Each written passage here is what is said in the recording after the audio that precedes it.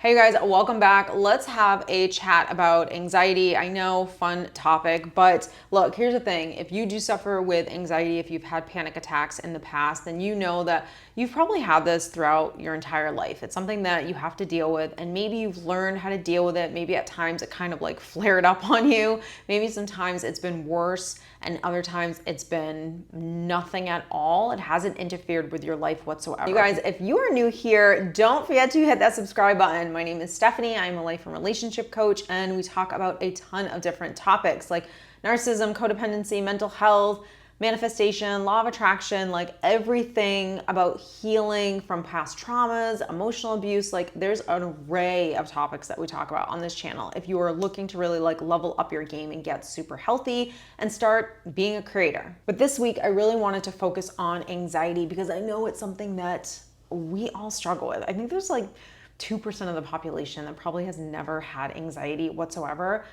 I don't understand those people that can literally just live their entire life and nothing has ever happened. I do think there are a lot of people that don't think that they do have anxiety, and they do. It just doesn't express itself in ways that maybe it would for you or I. First thing I want to tell you is there's so many reasons why we can get anxiety. We're talking about hormone levels. We're talking about stress levels. We're talking about mental health and self-talk. We're talking about chemicals that you put on your body. We're talking about foods that you eat. We're talking about DNA. I also know that I'm highly sensitive, which means I'm prone to anxiety. I also know that people don't teach about anxiety. Now, I am a baby of the 80s. I was born in 81, so I am 43 years old. And I know growing up, no one had the conversation with me about what anxiety actually is. All I knew was I was having a bellyache. So if I said to my mom, I'm starting to get a bellyache, and it wasn't really a bellyache, but I couldn't tell the difference, I was just basically given a bowl of soup, some crackers. I had a stomach ache, although it wasn't. It was just my anxiety, and I had absolutely no idea. So one of the first things that I've always done with my son is when he comes to me with a bellyache, I always ask him, are you thinking about something right now? Are you worried about something? And where are your thoughts going? Obviously, I couldn't have this conversation with him when he was 3, but over the years, we've definitely had this great little powwow or communication timeout where we start to figure out what is actually going on. Do we really have a bellyache, a stomach ache, or is this something that I'm worrying about unconsciously and I'm not even aware of it? So I'm gonna tell you right now, if you feel like your anxiety is like flaring up and coming out of nowhere, unfortunately, I wish I could say, okay, it's just this one thing, but anxiety is so gray and it could be a bunch of different things. I know for me in the past, whenever I've had like bouts of feeling very anxious, prior to being 40, I will say that those spouts of anxiety was usually very mild to maybe a little heightened, but nothing too crazy. It was something that I could definitely work with. And how I started working with it was more of my self-talk, really learning how to soothe myself, not judging myself for feeling what I was feeling or thinking what I was thinking. Learning how to actually detach from thoughts was so incredibly important towards mental health. It's important to yours, mine, everything. It's being able to detach from thought. Because if I don't know this skill, if you don't know that skill, then what's gonna happen is when we think something unconsciously, worry, fear, stress, anxiety, we're going to just feed into it, and it's gonna create something that it doesn't need to create within us. So learning how to detach from thoughts, learning how to self-soothe, learning how to parent myself. You know me, I'll link the course down below. It's 20% off right now. Go check it out. Learning how to basically be emotionally and mentally healthy, that was the game changer. When you're talking to Steph after 40, now there are other things that I had to worry about. I had to worry about hormone levels. I got really serious about gut health. If your gut health is off, it is definitely going to affect your nervous system, your anxiety, all of those things.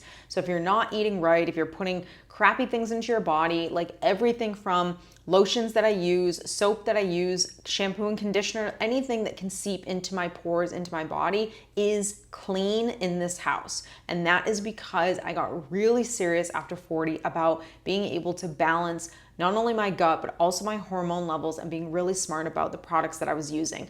Look, I can't change my DNA. I can't change the fact that I am going to experience stress, that I am going to get overwhelmed. I can't change the fact that there is going to be a part of me that like wounded inner self that's going to feel worried and stressed and overwhelmed at times. And if I don't take care of her the best way I can in all of these areas, then she's going to explode. And usually that's when the anxiety will start to really creep up. So I want you to ask yourself, like, what are the things that you know you're not doing well right now, the things that you're kind of struggling with? Do you feel kind of like sad, lonely, and depressed? Do you feel like life is kind of like boring and mundane? Do you not feel challenged in your life? Do you not feel happy in certain areas of your life? Like, those things also are going to really spark up any kind of nervousness, anxiety, etc. Do you need to really focus on your gut health? Do you need to work on just detaching from thought? Like, all of these things that I'm spitting out at you, like, none of them are just like, okay, here we go. So easy to focus on gut health. So easy just to detach from all of my thoughts throughout the course of the day. Like, each thing is going to take work.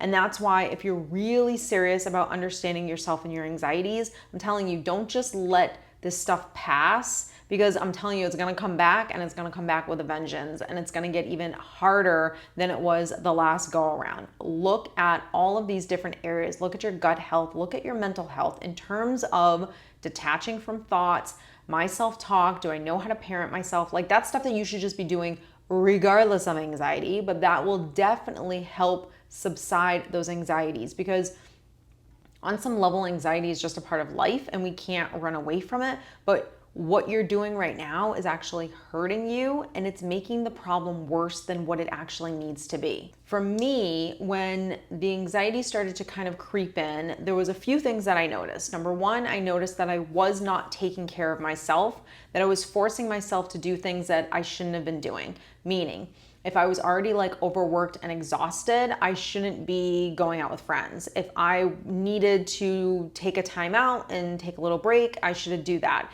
If I needed to just stop skipping out on lunch and just sit there and eat my lunch and not work and not multitask, I should have been doing that. So was I getting nervous in a store and I was making myself feel worse about the situation by having that like negative self-talk and worrying myself even more? Absolutely. But I wasn't consciously aware that I was doing that, but I was doing that. So I was going to take responsibility for that. I was going to start learning how to soothe myself a little bit more in situations where I felt uncomfortable. This is why the self-parenting analogy works so well, is you are essentially babysitting someone, yourself, for the rest of your life. And so if you were physically babysitting a 5-year-old, you would never tell that child to go do something when you can blatantly see that that child is sick, tired, and needs a break. You would never keep pushing her or him to do something when you know you should be loving and validating and giving that little being empathy and compassion. Like, I don't even have to say any of these things, because you would automatically know exactly what to do.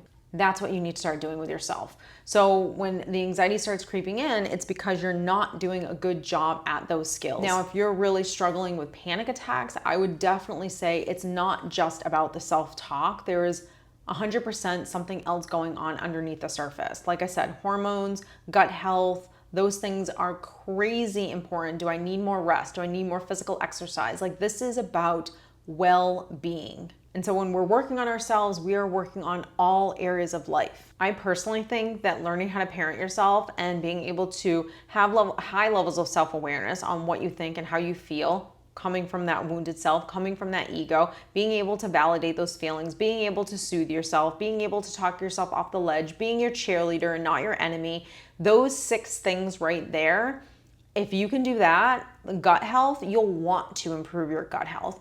If you have those practices that you're doing every single day, you will get more physical exercise. You will not make excuses for yourself. You want to know how you're feeling. You want to take the best care of yourself. You want to know, okay, today, what do I need today in order to feel my absolute best? You will be very self-aware of like, okay, it's 12 o'clock, it's lunchtime, and I haven't eaten, and I'm going to sit down right now and I'm going to enjoy a lovely lunch by myself, and I'm going to get myself recharged and rested and understand what those 2 things mean, healthy things, in order to get myself ready for the rest of the day. Like, you will start to learn how to take the best care of yourself. When that starts happening, you don't get anxiety. Anxiety is put away the DNA, put away whatever it is that is triggering your nervous system. I'm highly sensitive. I know for me, when I got COVID, anxiety went like absolutely through the roof. I know right before I got married, had my first panic attack. Loads and loads of stress that I was going under, that I was experiencing. And the stress on some levels is normal. It's just a part of life. And COVID, I had absolutely no idea that that's how it would attack my nervous system in that way. But it was about learning skills that I didn't know to be able to help myself in those situations. So prior to getting married, the panic attacks, that happened because I was crazy overthinking. I wasn't fulfilled or happy in my job. There was so many aspects of my life that didn't feel right, that were hard, that I was going through. And on top of that, maybe it was just intuition also telling me probably not to marry this person. But needless to say, there were things that I absolutely had to work on within myself. And really, those panic attacks is what's actually started this journey on me becoming a coach and knowing everything that I know right now. So if I can leave you with anything to work on, learn how to parent yourself. If you learn how to parent yourself, yes, I want you to, figure out some physical exercise. I want you to, yes, focus on hormones and gut health. Yes, I want you to understand what are the stressors in your life and really helping yourself to de-stress. But I really, really, really want you to practice self-parenting, because that is going to literally, it's going to change your life. And you want to know why? Because you're going to actually be taking care of yourself rather than neglecting yourself. You're going to learn how to be your cheerleader and your best friend rather than constantly being your enemy and making you feel worse. So I hope you enjoyed this video. If you did, like, share, comment down below on any topics that you would like me to go over in future videos. I wish you guys all the best, and I'll see you in the next one. Take care.